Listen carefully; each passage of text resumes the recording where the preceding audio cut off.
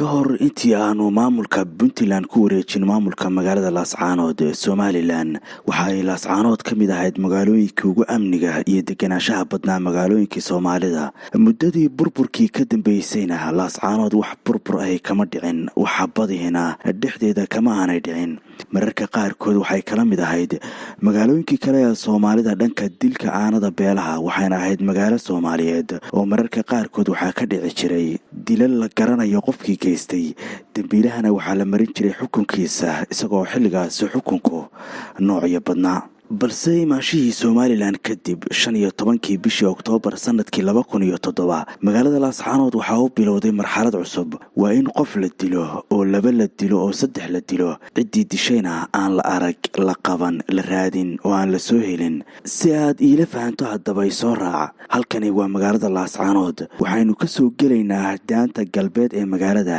halkanina waa saldhigga dhexe ee magaalada Laascaanood tanina waa qaybta guud ee booliska waxaa buux dhaafiyay ciidamo bileys ah oo intooda badan laga soo raray gobollo iyo deegaano kale sidaas ay tahay Laascaanood ma jirto ama wayirta ay habeenan qof lagu dhex dilin haba la dilo oo lagu dhex qasho qof haddana intaas oo askari ma soo helaan qofkii la dilay inta badanna ma baraadiyaan 16kii bishii January sanadkii 2010 waxaa goorfiida lagu dilay magaalada Laascaanood Cismaan Faarax Cabdi oo loo yaqaanay suxufi kana mid ahaa dadkii ugu caansanaa magaalada Laascaanood dilkiisa qofna looma xidhin cid dishayna ilaa iyo hadda lama yaqaan 18kii bishii Luulyo sanadkii 2010 waxaa la dilay Salebaan Dheere oo ahaa aabihii waxbarashada ee magaalada wixii ka dambeeyay burburkii dawladii dhexe dilkiisina cid sax ah oo loo qabtay ma jirto ilaa iyo haddana lama yaqaan cid dishay 26kii Juun sanadkii 2010 waxaa la dilay Caaqil Xuseen Dalqaf oo ku magac dheeraa Gadhcase ilaa haddana lama yaqaano cid dishay bishii Maarso 7 sanadkii 2011 waxaa la dilay Maxamuud Maxamed Xirsi oo loo yaqaanay Asad oo ka mid ahaa mas'uuliyiinta magaalada Laascaanood isagana cid loo xiray iyo cid loo qabtay tooni ma jirto ee ku dar xisaabtii hore bishii Maarso 14 sanadkii 2011 waxaa la dilay Axmed Salebaan Geelle oo loo yaqaanay Abgaalow waxa uu ka soo jeeday degmada Og waxaana sanad kadib lagu warhelay iyadoo beeshiisa oo Sacad Yoonisa iyo beesha Cali Barre oo xurgufay ka dhaxaysay ay magtiisa ku kala qaadanayaan degmada Og 17kii bishii May sanadkii 2011 Sheekh Maxamed Ibraahim Samatar oo loo yaqaanay dhageyso ama dhageysan iyo Cadnaan Sulub Jibriil oo lagu wada dilay hal goob oo qofna looma qabanin cidii dishayna waxay goob joogayaashu cadeeyeen inay goobta ka baxsadeen ayna raaceen baabuur ciidan maadaama galab cad la dilayna ma jirto sabab lagu beensado markhaati kaca goob joogayaasha 18kii bishii Julaay sanadkii 2011 waxaa la dilay Maamo Cibaado Cilmi iyadana cidna looma hayo 15kii May ee sanadkii 2011 waxaa la dilay gabadh yar oo gurigooda horteeda nin hubaysan oo taagan ku tir guriga ka hor dhaqaaq isla markaasina waxa bad madaxa kaga jiiday waxa la oran jiray gabadhaas Tufaax Waan ilaa iyo haddana cidna looma hayo 6 Oktoobar ee sanadkii 2011 waxaa la dilay Ibraahim Axmed Shire iyo nin la taagnaa labaduba waxay ahaayeen odayaasha magaalada dilkoodana cidna looma hayo 24kii bishii Oktoobar ee sanadkii 2012 waxaa la dilay wariye Axmed Saakin Faarax oo habeenka xigi doona u diyaarsanaa inuu aroos galo waxa uu caan ku ahaa soo tebinta dhibaatooyinkii Somaliland ka geysatay deegaanada Axmed Saakinna cidna looma hayo dilkiisa 8 bishii Diseembar ee sanadkii 2012 waxaa la dilay Cabdiraxmaan Ismaaciil Salebaan oo loo yaqaanay Nuune kana mid ahaa dhalinyarada magaalada dilkiisa isagana ilaa iyo xilligaas dhinacna looma raacin 24kii bishii Juun ee sanadkii 2012 waxaa la dilay Axmed Aw Maxamuud Xaaji Cali oo ku magac dheeraa Dhuunkalax isaguna waxa uu ka mid ahaa mas'uuliyiinta magaalada Laascaanood dilkiisana ilaa iyo xilligaas cidna looma hayo 3 bishii Agosto ee sanadkii 2012 waxaa la dilay Cabdi Cawil Xasan Jufe dilkiisa isagana cidna looma hayo Diseembar 7 sanadkii 2015 waxaa la dilay nin ganacsade ah oo la oran jiray Xasan Cabsi xabsi isagana cidna looma hayo. Sebtembar 3 sanadkii 2016 waxaa la dilay ganacsade Maxamed Xirsi oo dahabshiil madaxdeeda ka mid ahaa. waxa uu xilligaasi u sharaxnaa xildhibaannimada dowladda Soomaaliya. kaambeynkiisii oo uu ka dhex waday magaalada Laascaanood ayaa isagana lagu dhex dilay. dilkiisa ilaa iyo xilligaas laba cali isma weydiin. Abriil 13 sanadkii 2016 waxaa la dilay Cabdilaahi Axmed Maxamed Carabi oo la walaal ahaa xildhibaan Dhakool. isagana ilaa iyo hadda cidna looma hayo. 31 bishii May ee 2017 maalin khamiisa waxaa la dilay isagana Cabdicasiis Aadan Cige. 17 August ee sanadkii 2017 waxaa la dilay Cabdilaahi Maxamuud Cartan oo ku magac dheeraa Coonde. 11 May ee 2018 waxaa la dilay Maxamed Barkhadle Cabdi. isagana dilkiisii cidna looma hayo. 2 Maarso sanadkii 2020 waxaa lagu dilay magaalada Laascaanood Xasan Sheekh Maxamuud. isagana dilkiisa cidna looma hayo. Maarso 17 sanadkan 2020 waxaa la dilay Cabdiqani Guhaad oo kiiska sare gacanta ku hayay. dilkiisana ilaa iyo hadda cidna looma hayo. 17 Noofembar sanadkan 2020 waxaa la dilay garsoore Cabdilaahi Salaad Wadaadyare oo gacanta ku hayay kiiska ciqaab dil ah oo lagu fulinaya askari Soomaaliland ka tirsan oo qof shacab ah ku dhex toogtay magaalada Adhacadeye. dilkiisa waxaa la saaray nin joogay magaalada Gaalkacyo balse iskeenay oo yimi si uu isu bari yeelo. waa la xidhay iyadoo aan wax sharci la marin ayaana loo qaaday jeelka Mandheera si loo moodsiiyo qaraabadii ninkii hore ka dhintay in uu ninkan dembigii ku cadaaday. tii ayaana dhacday oo 17 Diseembar iyadana waxaa lagu dilay magaalada nin ay ninka xidhan qaraabo yihiin oo la yidhaahdo Cabdirashiid Ismaaciil. kana waxaa loo xidhay qolo kale ay garsoorihii hore isku cid yihiin. maxaa qaladoy galeen maxaa qarax loogu dhigay maxaa qudha looga jaray maxaan ku qabowsanaa. Laascaanood waxaad ku dhex arkaysaa inta aad ku dhex sugan tahay ganacsato ama dad caadi ah oo leh ilaalo u khaas ah ama staff.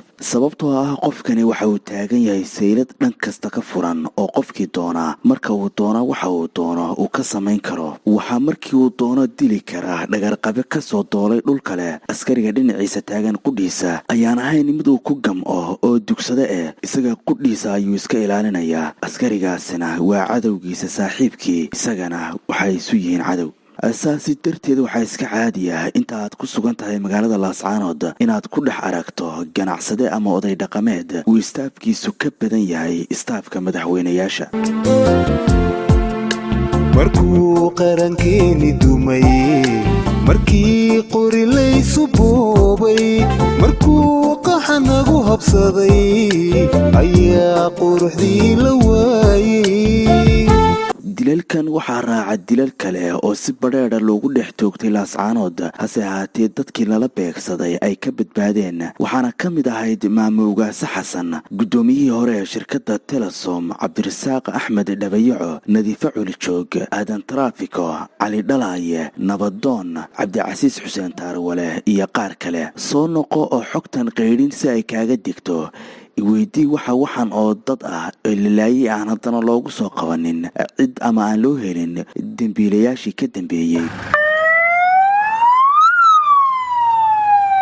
ugu horreyn waxaad ila fahantay in ciidamadan Somaliland ee tirada badan ee ku sugan magaaladu aanay soo qaban kari waayin dembiilihii hase ahaatee ay jirto hagrasho. magaalo ahaan Laascaanood waa magaalo kooban waxaana degan hal reer malaha daamo kala xidhan oo aanay isu gelin dadku. waa magaalo isu furan oo si fudud lagu ogaan karo dembiile kasta oo isku daya inuu ku dhex dhuunto. dhammaan kiisaska aynu soo sheegnay haddiiba cid loo xidhay dadka loo xidhay ma aanay ahayn kuwii saxda ahaa. bulshaduna waxaay markiiba dareentaa in qof kasta oo la dilay midka loo xidhayaa uu yahay ama laga leeyahay ujeeddo kale oo gaara, islamarkaasna looga dan leeyahay in lagu kiciyo ciido kale oo gaara. reeraha magaalada wada degan ayaa tuhun laga dhex abuuraa. taasi ayaana keentay in mararka qaarkood beeshii wax laga dilay inta ay saldhigga tagto ay soo caddayso inaanu iyaga u xidhnayn eedaysanuhu tuhunkooduna uu u badan yahay meelo kale. arrintan ah in qof la xidho si laba reer madaxa laysugu geliyo marar badan ayaa lagu guulaystay oo ay beelo walaala ah isugu rogmadeen.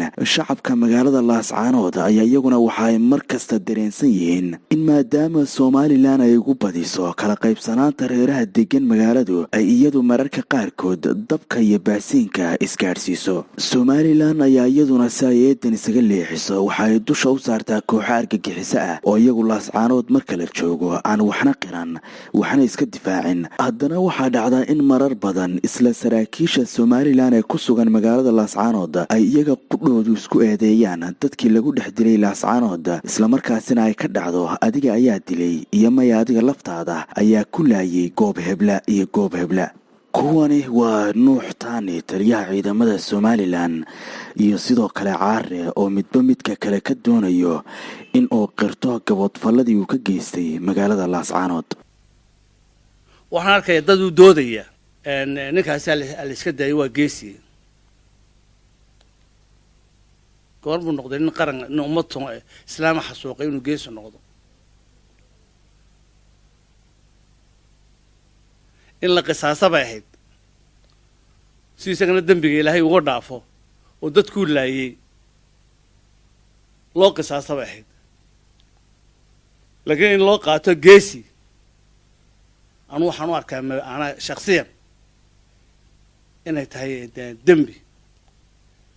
ka u doodayaana hadduu wax u tarayo dembiga uu sameeyey ha laga jaree inuu ogolaado in laga jaro maxkamad la saaro. laakiin iska soco dad baan laayay waxaan doonaan sameeyey haddana iska soco anu waxaan u arkayaa khalad. qarankuna waxa weeyaan sharci buu leeyahy, sharcigaayna kala hagaan. qofkii dembi galay in maxkamad la saaro sharciga haddii odhanaya. marka waxaan leeyahay dadka u doodaya caare u doodaya waa dembiil caare, waa dembiilo qaran oo weliba ku dhiiran hadda oo isla geesi baa tahay inuu dad laayay. arrintaasina waa taa. marka dadku haddaanu xaqiiqda aanu la fays karayn oon xaqiiqda laga leexleexdo dhibaatadeeda leedahay. oo ninkaasi hawsha waxaasoo danbiga sool buu dhibaato ka galay, sanaag buu dhibaato ka badan ka geystay. haddii lagu daayo oo geesi la yidhaho waa dhibaatadeeda leedahay yaa dembiilo noqonaya. marka kumaa dembiilo noqonaya. wax badan ayaan hoos u dhigay hadalkayga. maanta waa dilaacinaya oo lagu dilay goob kasta meel abli ka jiro. intaba waxaa dilay dawladda waa caddaynaya. maxaa u dambeeyey baa layidhi mayd kaalisiisdo laascaanood waxaa lagu dilay cismaan yuusuf nuur waxaa dishay dawladda waa caddaynaya. markaan mid kale ka soo qaado dagaalkii ka dhacay area koonfurta laascaanood labada beelood ee isku dilayeen labadaba isagaa siin jiray rasaasta. haddii gacan ku-dhiigle la sheegayo gacan ku-dhiigle nuux ismaaciil taani baa ah. dhammaantood waa dhacdooyin ay garanayaan xilliga ay dhaceen iyo sidii ay u dhaceenba. saraakiishan gaboodfallada geystay ayaa laftooda mararka qaarkood lagu dallaacsiiyaa dhiigga shacabka laascaanood, waxaana jira hadalladii qirashada ahaa ee ay saraakiishu isku fureen oo laga masaxay dhammaanba baraha bulshada iyo gebi ahaanba internetka. mar kale ayaa dood kale waxay odhanaysaa argagixisada laascaanood dadka ku dhex disha ee aan ku dhex dilin Burco, Hargeysa, Berbera iyo sidoo kale magaalooyinka la midka ah maxay tahay cadaawada gaarka ah ee u dhaxaysa reer laascaanood iyo argagixisada? halkii ayayse salka ku haysaa cadaawadaasi? ma laga yaabaa inay jiraan heshiisyo gaar ah oo ay magaalooyinka kale kula jiraan argagixisada kuwaasi oo laascaanood ka dhigay haad geed waayay maadaama iyadoo aanay ku jirin heshiisyadaasi? dilalkan aynu soo sheegnay ee qarsoodiga ah waxaa sii dheer iyaguna kuwa si toos ah ay somalilan ciidankeedu ugu dhex toogteen gudaha magaalada laascaanood. dhammaantoodna waxa ay ka dhaceen laascaanood iyo deegaamo kale hoos yimaada. ciidamada somalilan waxa ay toogasho badheedha ku dileen laamiga laascaanood 30 qof dad ka badan, kuwaasi oo la garanayo dhammaantood magacyadoodii. qaarkoodna agoontii ay ka tageen ay ku dhex dayacan yihiin gudaha magaalada laascaanood. qaarkood ayaa si toos ah askari ugu dhex toogatay laamiga. qaar kalena dadkan waxaa loogu marmarsiyooday dhiigoodana lagu xalaashaday mudaharaadyo Somaliland lagaga soo horjeedo ayay ka wadeen gudaha magaalada Laascaanood.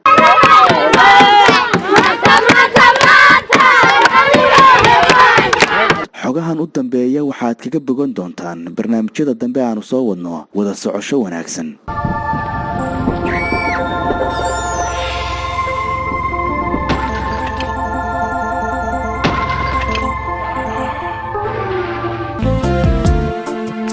markuu qarankeeni dumay markii qori laysu boobay markuu qaxanagu habsaday ayaa quruxdii la waayay